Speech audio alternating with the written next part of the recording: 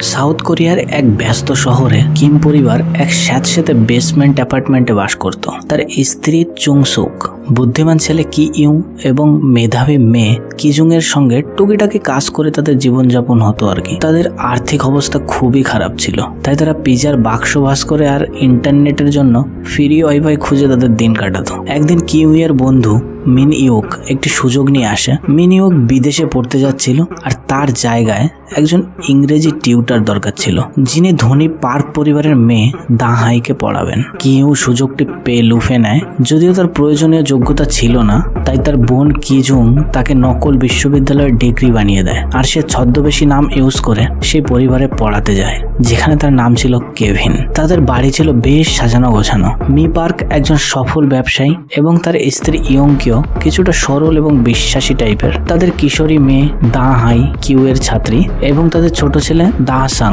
এর বিশেষ কিছু আচরণগত সমস্যা ছিল, মানে ছোট ছেলেরা যেরকম উটপাটাং পেন্টিং করে সেরকম টাইপের আর কি।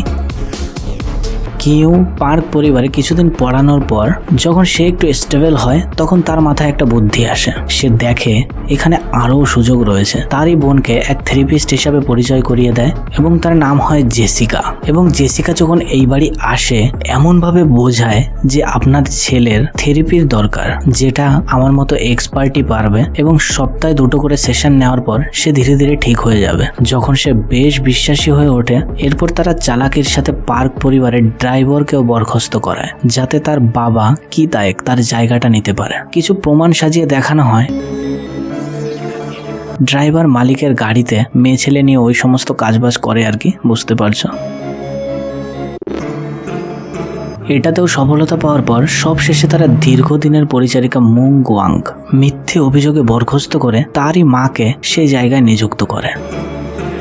কাজটা অতটাও সহজ ছিল না। মুন গোয়াং এর ছিল অ্যালার্জির প্রবলেম। পিচ যে ফলটা আছে তার গুঁড়ো ব্যবহার করে তার অ্যালার্জির প্রবলেম এতটাই বাড়িয়ে দেয় যে তাকে হাসপাতালে যেতে বাধ্য করে।